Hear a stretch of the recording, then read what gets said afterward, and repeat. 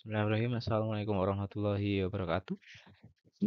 Pada kesempatan kali ini kita akan bahas ya untuk mata kuliah mekanika fluida terkait dengan topik internal flow atau aliran dalam pipa. Ya.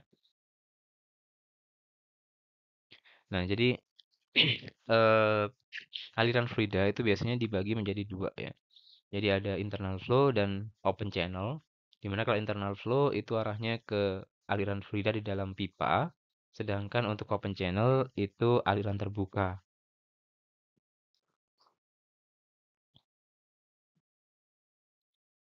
Nah, di sini ada beberapa topik perkuliahan ya. Di antaranya mungkin sudah kalian pelajari ya. Nah, di sini ada beberapa hal yang akan kita bahas ya. Yang pertama adalah internal flow untuk Bernoulli mass conservation seharusnya ya. Mass dan juga energi konservasi ya. Jadi untuk terkaitannya dengan kontinuitas dan juga persamaan Bernoulli. Kemudian internal flow untuk energi line dan hydraulic line atau gradient line. Kemudian ada internal flow terkait dengan mayor dan minor head loss.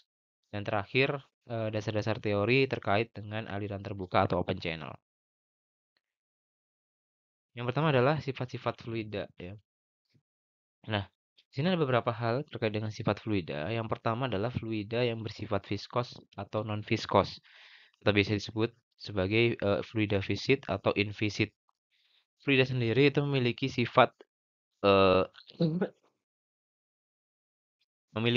viskositas tertentu ya. Ada fluida yang memiliki viskositas yang rendah, ada pula fluida yang memiliki viskositas yang tinggi, di mana viskositas itu menggambarkan tingkat kekentalan pada suatu fluida. Suatu fluida yang memiliki tingkat viskositas yang tinggi itu akan memiliki ya ketika mengalir itu akan memiliki tingkat gesekan yang besar dibandingkan dengan fluida yang memiliki eh, viskositas yang rendah.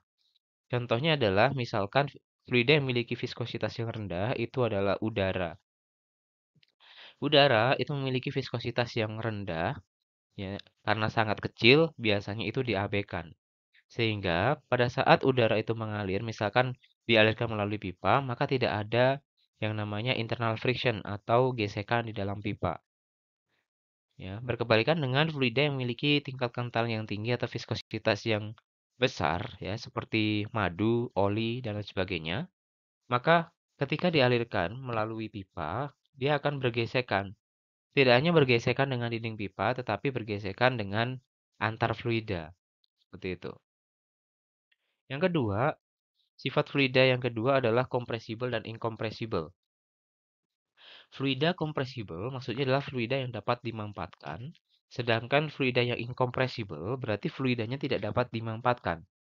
Fluida yang dimampatkan maksudnya ini ya, seperti pada gambar di slide. Ketika diberikan tekanan tertentu, maka fluida akan mengalami perubahan massa jenis dan juga volumenya.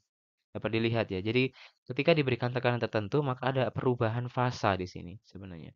Contohnya adalah pada kalau di kehidupan sehari-hari itu ada gas LPG ya. Nah, gas LPG itu sebenarnya kan bentuknya dalam fase gas. Kemudian dikompresi atau diberikan tekanan tertentu, maka dia akan berubah fasa dari gas menjadi cair. Nah, tentunya adanya perubahan fasa ini juga akan berakibat adanya perubahan massa jenis. Ya, di lain pihak, untuk fluida incompressible dapat dilihat di sini. Pada saat fluida incompressible ini diberikan tekanan berapapun, maka dia tidak akan mengalami perubahan massa jenis. Ya, massa jenisnya konstan sehingga volumenya juga konstan. Contohnya adalah air, minyak, dan sebagainya yang tidak dapat dikompresi. Ya, maksudnya adalah ketika diberikan tekanan berapapun tidak akan mengubah bentuk, massa jenisnya dan volumenya. Yang ketiga, ada fluida yang bersifat steady atau unsteady. Fluida steady berarti kecepatan dan juga pola aliran di sepanjang aliran itu konstan atau sama. Apa atau tidak mengalami perubahan sepanjang waktu seperti itu. Baik. Di sini yang pertama adalah konservasi massa. Konservasi massa ini erat hubungannya dengan persamaan kontinuitas. Nah, di sini ada pertanyaan, mengapa selang dengan ujungnya dipasang nozzle itu menyemprotkan air lebih jauh? Nah, jadi dapat kita lihat contohnya itu seperti ilustrasi di sebelah kiri ini ya. Ya, ini misalkan adalah selang atau pipa ya. Ketika dapat di sini dapat dijelaskan bahwa di sepanjang aliran ya, aliran dalam pipa atau selang seperti ini, fluida mengalir itu memiliki debit yang konstan. Ya, jadi misalkan ini ada titik satu, ini titik 2, itu akan memiliki nilai Q1 dan Q2 yang sama ya. Tapi di sini dijelaskan menurut konservasi massa, di dalam sebuah sistem yang konvin, semua massa ya yang masuk ke dalam sistem, jadi massa yang masuk ke dalam sistem seharusnya atau harus sama terhadap massa yang keluar dalam sistem dalam waktu yang sama. Jadi besarnya laju aliran massa di dalam sistem itu sama besar. Flow rate atau debit itu dirumuskan dengan persamaan Q sama dengan area atau luas penampang ya, dikalikan dengan kecepatan fluida. Ya, sedangkan untuk laju aliran massa itu simbolnya m dot ya, m titik di atasnya. Itu dapat dirumuskan sebagai rho 1 dikalikan dengan Q1 ya, di mana Q-nya kan A dikalikan V. Jadi kita dapat tuliskan rho 1 dikalikan A1 dikalikan dengan V1 sama dengan rho 2 A2 V2 ya kan, karena laju aliran massa dalam satu aliran itu adalah sama ya, sehingga kita dapat tuliskan seperti ini. Nah, pada kasus apa namanya? Fluida incompressible seperti air, nah itu kan massa jenisnya sama ya kan. Jadi meskipun diberikan tekanan tertentu atau tekanan berapapun tidak akan mengubah massa jenisnya ya, sehingga massa jenisnya itu sama. Jadi rho 1 sama dengan rho 2. Sehingga kita bisa coret persamaannya. Ini khusus untuk fluida incompressible ya. Sehingga di sini dijelaskan bahwa aliran massa masuk itu sama dengan aliran massa yang keluar. Sehingga pada kedua poin atau kedua titik dapat disimpulkan bahwa A1 dikalikan V1 sama dengan A2 dikalikan V2. Nah, inilah yang disebut dengan persamaan kontinuitas. Nah, di sini dapat disimpulkan ya, dapat dilihat di gambar juga. Jadi A2 itu lebih kecil dibandingkan dengan A1. Jadi luas penampang di titik kedua itu lebih kecil, ya kan, diameternya lebih kecil. Sehingga kecepatan di titik kedua itu lebih besar dibandingkan kecepatan di titik satu. Nah, oleh sebab itu di sini mengapa selang itu dapat menyemprotkan air lebih jauh ya jika ujungnya dipasang nozzle. Nah, jadi kesimpulannya seperti ini. Nah, contoh yang lain misalkan dulu mungkin pernah Anda main pada saat kecil itu main air dengan selang. Ketika keran dinyalakan, ya kan? Nah, dan ujung selangnya ditekan, maka selang akan menyemprotkan air lebih jauh, ya kan? Kenapa? Karena pada saat ujung selang itu ditekan, maka diameter selang itu akan semakin kecil, ya. Diameter kecil berarti luas penampangnya akan semakin kecil. Ketika luas penampangnya semakin kecil, maka kecepatannya akan semakin tinggi. Nah, seperti itu. Nah, persamaan kontinuitas menerapkan hukum konservasi massa di dalam sebuah aliran fluida dengan mempertimbangkan aliran fluida melalui sebuah tangki dengan volume yang tetap memiliki satu inlet dan satu outlet yang digambarkan pada figur 2.2. Nah, jadi seperti ini. Jika aliran adalah aliran steady, yaitu tidak ada akumulasi fluida di dalam tangki, kemudian rate of the fluid flow ya. Jadi debit aliran mengalir masuk ke dalam aliran yang masuk ya. Debit aliran yang masuk harus sama dengan debit aliran yang keluar ya untuk konservasi massa. Nah, misalkan pada saat masuk memiliki luas penampang area itu simbolkan dengan A, satuannya adalah meter persegi, kemudian bergerak dengan jarak yang disimbolkan dengan dl ya, atau diferensial dari L pada waktu dt ya. Maka untuk debit ya, volume flow rate atau V debit ya. Jadi volume per satuan waktu. Nah, di sini disimbolkan dengan V ya. Nah, itu maka kita bisa tuliskan V sama dengan A dikalikan dl per delta T. Nah, kan kalau kalian masih ingat dulu di SMA atau SMP ya, bahwa kecepatan itu merupakan persamaan dari jarak dibagi waktu, perubahan waktu, delta T ya. Maka di sini dituliskan ya kan. Nah, Q itu kan besarnya Q sama dengan A dikalikan V. Jadi luas penampang dikalikan dengan kecepatan. Nah, ini sama. Jadi luas penampang dikalikan dengan kecepatan. Nah, di sini ya, dl per dt adalah fluid velocity, kecepatan fluida. Yang dapat kita tuliskan sehingga ya persamaannya menjadi Q sama dengan V dikalikan A ya, debit dikalikan dengan kecepatan fluida dikalikan dengan luas penampang. Aliran massa ya, ini aliran massa atau m dot yang dengan satuan kilogram per detik ya. Kalau aliran massa kilogram per detik. Kalau aliran fluida, kecepatan fluida itu meter per detik ya. Nah, itu dapat kita tuliskan persamaannya m dot sama dengan rho dikalikan Q. Q-nya adalah V dikalikan A sehingga rho dikalikan V dikalikan A itu adalah aliran massa, laju aliran massa. Nah, apabila ya kita gambarkan tadi ya, misalkan ada dua titik ya di dalam pipa itu seperti ini. Ini titik 1, ini titik 2. Nah, tadi kan persamaannya. Dijelaskan bahwa di dalam sebuah aliran, laju aliran massa adalah konstan ya.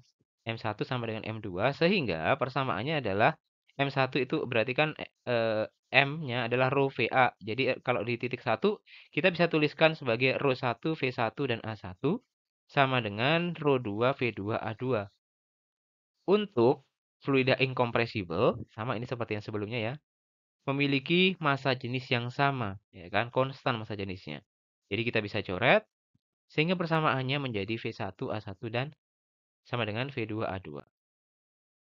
Nah, ini contohnya. Nah, di sini contohnya adalah udara. Udara itu adalah fluida compressible ya. Nanti berarti persamaannya menjadi pakai rho VA ya. Masuk ke dalam kompresor dengan densitas 1,2 ya, massa jenisnya adalah 1,2 kg meter per meter kubik. Nah, ini pada saat masuk ya, fluidanya segini.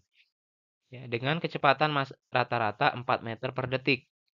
Nah, masukannya itu berbentuk square ya, persegi. Jadi salurannya itu bentuknya persegi. Nah,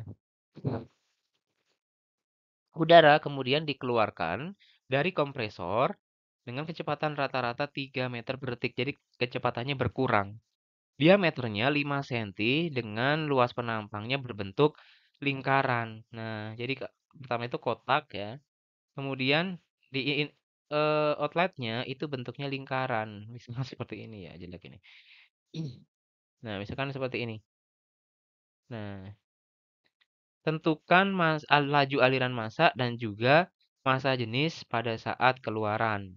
Nah, yang pertama itu misalkan di sini 1 ya. Ini masukkan, di sini keluarannya 2.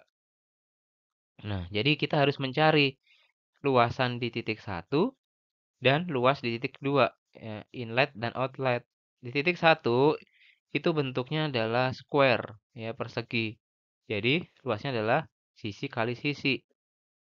Sedangkan di titik 2, ya, titik 2 bentuknya adalah circular atau luas penampangnya berbentuk lingkaran sehingga persamaannya adalah pi r kuadrat atau pi kali d kuadrat pi kali d kuadrat dibagi 4 ya. 1/4 pi d kuadrat atau pi r kuadrat. Nah, gini ya. Tinggal dimasukkan saja ini hasilnya ya. Nah, ini hasilnya. Nah, kemudian laju aliran massa persamaannya adalah rho VA ya. Jadi tinggal dimasukkan saja, berarti kan laju aliran massa ya. Jadi rho VA. Jadi rho-nya itu adalah 1,2 dikalikan A-nya adalah A1 ya pada saat masukkan. Kemudian dikalikan 4. Hasilnya adalah 17,28 kali 10 pangkat negatif 3 kilogram per detik. Nah, kemudian menurut konservasi massa ya, bahwa laju aliran massa di titik 1 dan 2 ya, maksudnya sepanjang pipa itu adalah sama konstan sehingga M1 sama dengan M2 ya. Nah, seperti ini. Nah, tadi kan kita sudah menghitung ya kan untuk M1-nya adalah 17,28. Nah, kemudian yang dicari adalah rho 2 ya. Berarti kan 17,28 ini ya A2 dan V2-nya ini pindah ke ruas kiri ya. Jadi pembagi. Jadi A2 V2. Nah, jadi seperti ini. Nah, jadi tadi ya, makanya 17,28 di bawahnya ini. Nah, ini 17,28 dikali 10 pangkat negatif 3 dibagi dengan A2 dikali V2. Hasilnya adalah 2,933 kg per meter kubik. Nah, jadi dapat kita lihat ya kan. Jadi sebelumnya massa jenisnya 1,2, ketika dikompresi dia akan berubah ya kan. Jadi 1,2 jadi 2,933 kg per meter kubik. Jadi ada perubahan ya kan. Jadi fluida compressible ketika diberikan tekanan tertentu melalui kompresor tadi, maka ada perubahan massa jenis. Nah, kemudian ada konservasi energi, ya kan? Tadi sebelumnya ada konservasi massa, sekarang ada konservasi energi. Nah, konservasi energi ini erat hubungannya dengan persamaan Bernoulli. Nah, itu ada energi kinetik, ya,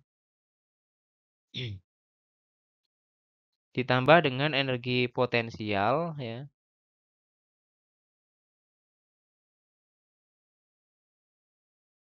dan ada energi pressure atau tekanan.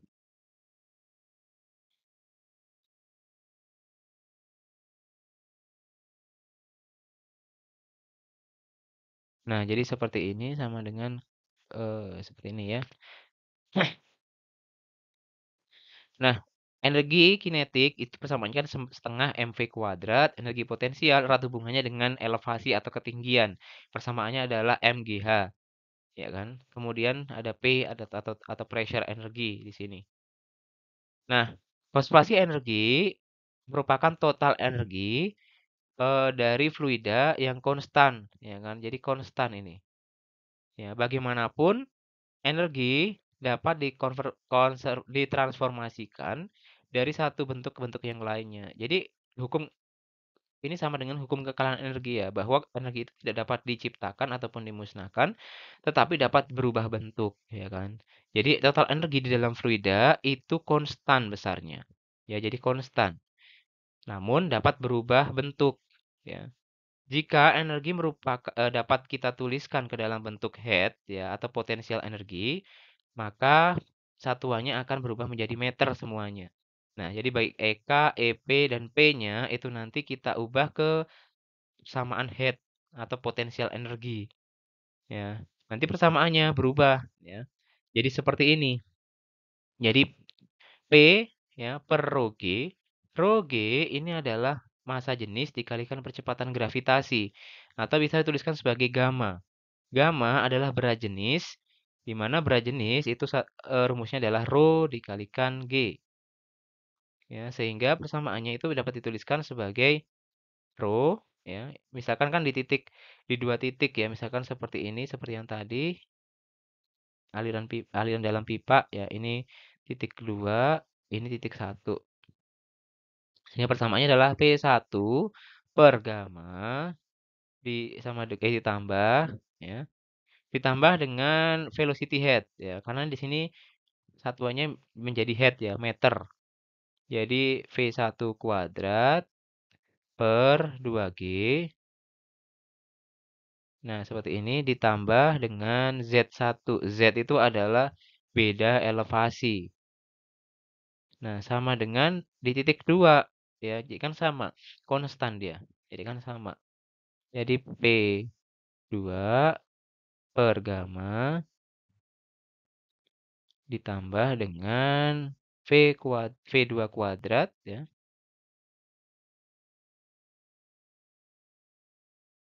V2 kuadrat per 2G ditambah dengan Z2 ini Z1. Nah, jadi seperti ini. Ini adalah persamaan Bernoulli untuk konservasi energi. Nah, jadi seperti ini. Z itu dihitung dari sini ya. Ini misalkan datum ya atau garis maaf. Garisnya ya. Jadi lurus datum.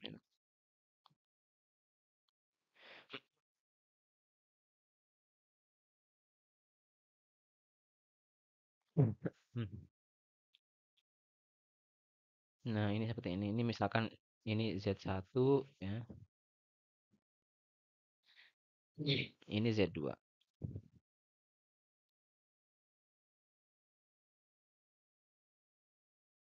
Z2 ya. Nah, persamaan ini disebut dengan persamaan Bernoulli. Dan hal ini akan valid jika kedua poin ya 1 dan 2 itu jaraknya dekat, are very close ya. Sehingga tidak ada energi yang hilang. Nah, namun ya dalam kenyataannya itu tidak mungkin ya. In real situation ya pasti karena tadi yang saya jelaskan di awal bahwa fluida itu memiliki viskositas atau memiliki apa namanya, kekentalan, ya kan. Jadi pada saat dia mengalir di dalam pipa, maka dia akan terjadi gesekan, ya, gesekan baik antar pipa ataupun gesekan dengan, antar fluida, seperti itu. Nah, maka di sini ya, in real situation, the flow will suffer a loss of energy due to friction and obstruction between station 1 and 2 hands, ya. Jadi dia akan terjadi kehilangan energi karena adanya friction atau gesekan dan juga adanya obstruction ya. Obstruction itu adanya perbesaran dimensi ya atau perbesaran dimensi. Jadi nanti ini erat kaitannya dengan head loss ya. Head loss itu kehilangan energi. Head loss itu dibagi menjadi dua. Ada head loss karena friction, karena gesekan, disebut dengan mayor head loss. Ada minor head loss. Ya, minor head loss itu disebabkan karena adanya atribut pipa. Atribut pipa misalkan, kalau di sambungan pipa itu pasti ada apa namanya elbow, ada fittingnya. Ya fittingnya kan misalnya bentuk T, bentuk elbow-nya nanti berapa derajat. Kemudian ada katup dan lain sebagainya. Itu adalah atribut pipa. Itu akan menyebabkan namanya minor losses. Nanti akan dapat kita hitung. Itulah yang menyebabkan terjadinya head loss atau kehilangan energi selama aliran. Seperti itu ya. Sehingga persamaannya akan berubah ya. Karena adanya head loss, maka di titik 2 kita tambahkan dengan HL. HL merupakan energi yang hilang di antara dua titik. Antara 1 dan 2 ya, seperti ini. Ketika di titik 1 dan 2 disebabkan karena adanya pompa, maka situasi di antara kedua titik ya, maka energinya akan berubah juga. Misalkan di titik 1 ya kita akan mengalirkan fluida dari bawah ke atas misalkan. Nah, itu kan kalau tidak ada pompa tidak mungkin, ya kan. Nah, misalkan kita install pompa itu di titik 1, maka di titik 1 ini ya, itu akan kita tuliskan sebagai HP. Jadi dia energi apa namanya ada tambahan energi seperti itu ya. Sehingga kita tuliskan HP di sini ya. Kemudian titik 2 itu ada head loss jadi HL. Ya, jadi HP itu adalah head ya yang didapatkan karena adanya pompa. Jadi head positif lah istilahnya. Nah, contohnya adalah sebagai berikut. Misalkan air jet dengan diameter 20 milimeter pada exit, pada keluaran dengan di keluarannya ada nozzle ya yang menyemprotkan ke atas secara langsung ya dengan kecepatan 10 meter per detik. Diasumsikan jet ya berbentuk sirkular, penampang melintangnya berbentuk sirkular atau lingkaran. Tentukan diameter dari jet pada poin keluaran ya, di mana tingginya adalah 4,5 meter. dengan asumsi massa jenis dari air adalah 1000 kg per meter kubik. Nah, berdasarkan persamaan Bernoulli ya ini persamaan Bernoulli untuk konservasi energi. Nah, karena di sini ya P-nya kita coret kenapa? Karena di kedua titik merupakan tekanan atmosfer. Jadi tekanan di kedua titik itu sama ya. Ini. Sehingga kita bisa coret. Sehingga persamaannya menjadi V1 kuadrat per 2G plus Z1 sama dengan V2 kuadrat per 2G plus Z2. Nah, yang kita cari adalah V2-nya ya. V2 ini yang kita cari. Sehingga persamaannya ya, dan persamaannya berarti V1 kuadrat per 2G ditambah dengan Z1 sama dengan V2 kuadrat per 2G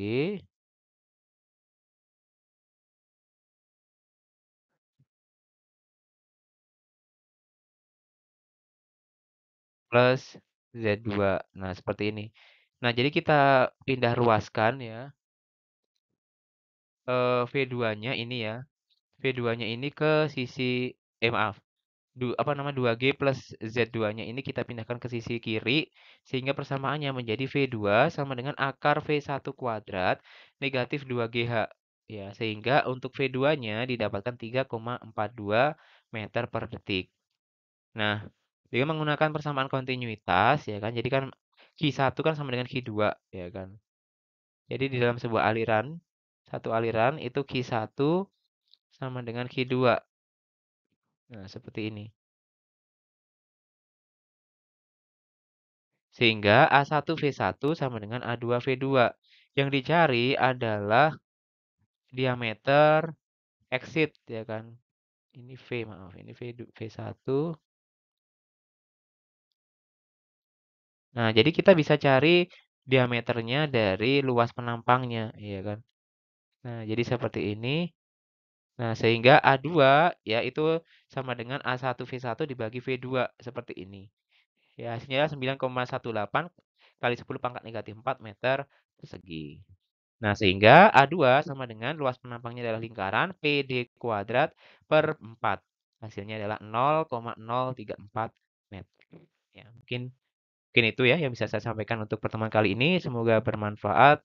Nanti kalau ada pertanyaan silahkan ditulis di kolom komentar di Google Classroom ya untuk kita diskusikan. Saya akhiri, wassalamualaikum warahmatullahi wabarakatuh. This glass pipe, which is attached to a container, is carrying water. At some point in the pipe, a coloured pigment is introduced into the flow. A man called Osborne Reynolds observed that when the velocity of the flow was low, a simple undisturbed coloured trickle was seen to flow along the pipe. This orderly, stable flow in a fluid is known as laminar flow. However, when the velocity of the flow increases, the coloured trickle becomes increasingly unstable, and with any further increase in the flow velocity, a turbulent and violent flow of the liquid ensues. This is called turbulent flow.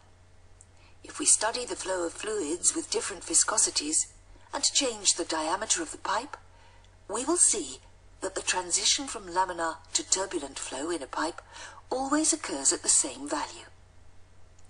This value is known as the Reynolds number and is equal to the fluid velocity along the pipe axis multiplied by the diameter of the pipe divided by the kinematic viscosity of the fluid. This combination of the flow parameters is known as Reynolds number.